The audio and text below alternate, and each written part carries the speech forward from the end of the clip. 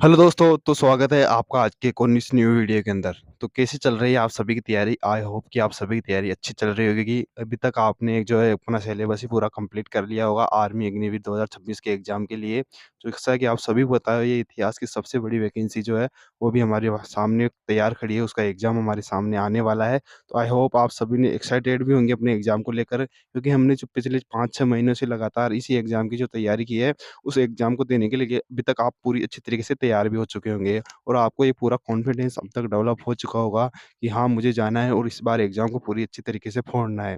तो दोस्तों, आज का ये वीडियो मैं आप सभी के सामने लेके आया हूँ कि लास्ट के 45 डेज़ जो हमारे सामने अभी बचे हैं, उस पे हमें किस प्रकार से अपनी तैयारी को कंटिन्यू करना है, किस प्रकार से हमें क्या-क्या अपनी तैयारी में लगे रहना है, जिससे कि हमें जो है एग्ज़ाम में अच्छी तरीके से आसानी से क्वालीफ़ाई कर जाए।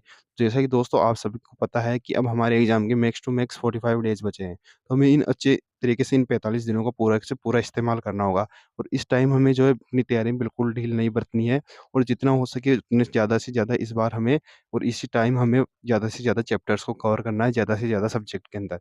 इस समय हम बिल्कुल भी लापरवाही नहीं कर सकते कि अभी रुक जाता हूँ, इसको कल कवर कर लूँगा या आज का काम है उसे कल कवर करता हूँ, कल का परसों। तो आप सभी को पता है फिर वो बैकलॉग बढ़ता जाएगा और उसे कवर करना थोड़ा मुश्किल हो जाएगा। इसलिए मैं आपको ये सजेस्ट करूँगा कि इस टाइम हमें बिल्कुल भी ढिलाई नहीं बरतनी है और हमें पूरा से पूरा ज़्यादा से ज़्यादा फ़ोकस जो है अपनी स्टडी के ऊपर लगा देना है। क्योंकि ये लास्ट 45 डेज़ बचे हैं मेरे दोस्त, उसके बाद हमें कोई नहीं पूछने वाला और हम भी शायद इस एग्ज़ाम को अगर क्वालीफ़ाई कर जाते हैं, तो फिर हमें भी ज़रूरत नहीं होगी हमें दोबारा किसी इसी तरीके से बैठकर इतनी अधिक मेहनत करने के लिए। तो इसलिए मैं आपको सजेस्ट करूँगा कि जितनी आप ताकत अभी लगा सकते हो इन 45 डेज़ के अंदर, उतनी ताकत आप लगा दीजिए अभी। तो दोस्तों, इसके अलावा मैं बात करूँ अपनी प्रिपरेशन को लेकर, तो अभी तक तो आपने वैसे तो एक बार अपना पूरा सिलेबस का कंप्लीट का सिलेबस करने के साथ-साथ रिवीजन भी कर लिया होगा आई होप। अगर आपने अभी तक भी अपना सिलेबस का कंप्लीट नहीं किया, तो आप जल्दी से 10 दिन के अंदर अपना सिलेबस जल्दी से कंप्लीट कर लीजिए, क्योंकि जीके और साइंस का सिलेबस जो 10 दिन के अंदर कंप्लीट हो जाएगा। मैं समझता हूँ कि मैथ के सिलेबस को कंप्लीट होने में थोड़ा टाइम लग सकता है, लेकिन आप अभी तक भी अपना सिलेबस कंप्लीट नहीं किया है, आप शायद लेट जुड़े थे तैयारी करने के अंदर, तो आने वाले अगले 10 दिनों के अंदर आपको जो अपना सिलेबस पूरा एक बार कंप्लीट कर देना है। साइंस और जीके के जो आपको 2-2 चैप्टर 1 दिन के अंदर अगर आप पढ़ोगे, तो शायद अगले 10 से 12 दिनों के अंदर मैक्स टू मैक्स 15 दिनों के अंदर जो है, आपका सिलेबस एक बार पूरा कंप्लीट हो जाएगा। मैथ में थोड़ा टाइम लग सकता है, मैं समझ सकता हूँ। इसलिए मैं आपको ये भी सजेस्ट करूँगा कि मैथ आपको दिन में 2 बार पढ़नी है।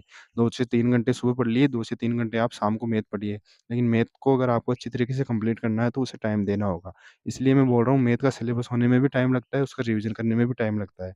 इसलिए आपको ज़्यादा से ज़्यादा जो भी सब्जेक्ट आपका कमज़ोर है, ऐसा नहीं मेरे बहुत से भाइयों का मैथ स्ट्रॉन्ग है, तो वो शायद जीके में अटक रहे होंगे या साइंस में अटक रहे होंगे। तो आपको जो भी आपका सब्जेक्ट कमज़ोर है, उसके अंदर आपको ज़्यादा से ज़्यादा टाइम इन्वेस्ट करना है, क्योंकि जितना टाइम आप उसी सब्जेक्ट के अंदर दोगे, आप उसमें उतने ही स्ट्रॉन्ग होते जाते हो। इसलिए मैं आपको सजेस्ट करूँगा कि आप ज़्यादा से ज़्यादा अपने वीक सब्जेक्ट के अंदर ज़्यादा से ज़्यादा टाइम देना शुरू कर दीजिए। इसके अलावा अगर आपने अभी तक सिलेबस कंप्लीट कर लिया है और अगर आपने रिवीज़न भी कर लिया है, तो ये बहुत अच्छी बात हो जाएगी। अभी तक आपका कॉन्फिडेंस पूरा हाई हो चुका होगा। इसके अलावा जिस भाई थोड़े लेट जुड़े थे, उनका अभी तक सिलेबस ही कंप्लीट हुआ है, अगर उनका रिवीज़न शुरू नहीं हुआ है, तो मैं आपको ये सजेस्ट करूँगा भाई आप जल्दी से जल्दी अपना रिवीज़न करना शुरू कर दीजिए। क्योंकि अगर अब डेढ़ महीने के अंदर अगर आप रिवीज़न आज से शुरू करते हो, तो डेढ़ महीने के अंदर मुझे पूरा विश्वास है कि आप सभी लोग अपना 2 बार तो कम से कम अपना रिवीज़न कंप्लीट कर ही लोगे। और अगर आप 2 बार से अगर आपने अपना रिवीज़न कंप्लीट कर लिया है, मेरा यकीन मानिए आप पेपर को अच्छी तरीके से फोड़ने वाले हो। वहाँ पे कम से कम नहीं तो आप 50 में से 40 प्लस क्वेश्चन आप जो वहाँ पे करेक्ट करने वाले हो, ये मेरी गारंटी है आप सभी के सामने। तो आपको जमकर अपनी तैयारी पूरी तरीके से अपनी तैयारी के अंदर लगा रहना है और आपको कहीं पे भी अदर एक्टिविटीज़ नहीं करनी है, सिर्फ़ आपको अपने फिज़िकल पे ध्यान देना है। जैसे कि मैंने आपसे पहले भी कहा था अपनी पिछली वीडियोज़ में कि आपको फिज़िकल अभी से स्टार्ट करना शुरू कर देना है। क्योंकि मेरे बहुत से भाई फिज़िकल में बाहर होते हैं बाद में, इसलिए मैं आपको बार-बार बोल रहा हूँ कि आपको फिज़िकल में अभी से ध्यान देना शुरू कर देना है। और इसके अलावा अगर मैं आपको प्रो टिप दूँ, तो जैसा कि मैंने पिछली वीडियो इसी के ऊपर बनाई थी कि आपको करंट जीके पढ़ना शुरू कर देना है। आई होप कि आप सभी ने वो मेरी बात मानी होगी और आप करंट जीके पढ़ना शुरू कर चुके होंगे। लेकिन अगर आपने अभी तक भी करंट जीके पढ़ना शुरू नहीं किया है, तो मेरे दोस्त आप बहुत पीछे रह जाओगे, अभी भी टाइम है, आप अभी भी करंट जीके पढ़ना शुरू कर दीजिए। मंथली करंट जीके पढ़िए, आप 1 से 2 चैनल पर अलग-अलग जाके अभी आप करंट जीके पढ़ सकते हो। क्योंकि अगर आप 1 दिन में 1 घंटा करंट जीके को देते हो, तो आपके लिए बहुत फ़ायदेमंद हो जाएगा, क्योंकि बहुत से बंदे मैं से बोल सकता हूँ कि 100 में से केवल 30 बंदे ऐसे होते हैं जो करंट जीके को पढ़ के वहाँ पे एग्ज़ाम देने जाते हैं। 100 में से 70 बंदे तो सिर्फ़ करंट जीके का नाम सुन के ही घबरा जाते हैं। और आप पिछली साल का एग्ज़ाम आप देख सकते हो कि कई बार का पेपर आप चाहे वो कौन-सी भी शिफ्ट हो, उसमें कम से कम 4 से 5 क्वेश्चन हमें करंट जीके के देखने को मिले थे। और उन करंट जीके के क्वेश्चनों को वही भाई कर पाया था जिसने थोड़ी बहुत भी करंट जीके पढ़ी थी।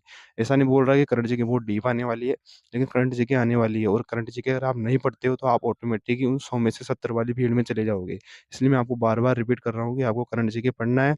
और आपको अगर एक और प्रो टिप मैं अगर आपको दूँ तो मैं ये कहूँगा कि आपको साइंस और मैथ ज़्यादा से ज़्यादा पढ़नी है, क्योंकि इन दोनों टॉपिक्स का सिलेबस सेम है। आई मीन सिलेबस जो है वो फिक्स है और उन्हीं में से जो टॉपिक उन्होंने दिए हैं, उन्हीं में से क्वेश्चन बनने वाले हैं। इसलिए मैं आपको बार-बार कहता हूँ कि आपको मैथ और साइंस भले ही आपका कमज़ोर हो, लेकिन उसको ज़्यादा से ज़्यादा टाइम देना है ताकि आप ज़्यादा से ज़्यादा अच्छा स्कोर उन दोनों सब्जेक्ट के अंदर कर सको। क्योंकि उनमें जो कॉन्सेप्ट होते हैं वो फिक्स होते हैं और उन्हीं कॉन्सेप्ट में से वो क्वेश्चन एग्ज़ाम के अंदर हमें देखने को मिलते हैं।